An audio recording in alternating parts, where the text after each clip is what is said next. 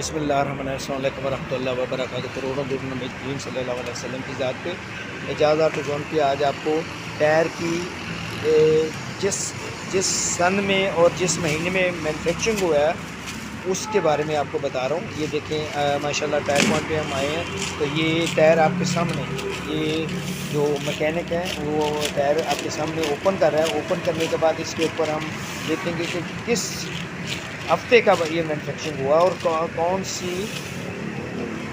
Year है। 47-22 की week है इसकी। ये देखें जी, ये मैं इसको ज़रा जूम कर दूँ।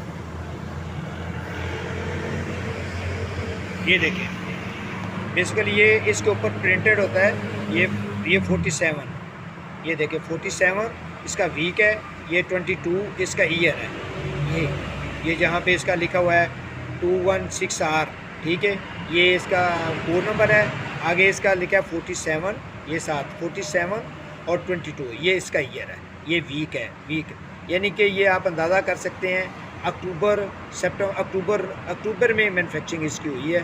तो ये फ्रेश टायरों में शुमार किया जाता है, ठीक है, 1 साल पहले का तकरीबन। तो कोशिश किया करें टायर के ऊपर इसकी जो मैन्युफैक्चरिंग डेट है वो लाजमी चेक करने के बाद परचेज़ किया करें। उससे आपके लिए आसानी होगी कि फ़्रेश टायर कितना फ्रेश है और वो कितनी ड्यूरेबल है, ठीक है। अस्सलाम पाकिस्तान जिंदाबाद।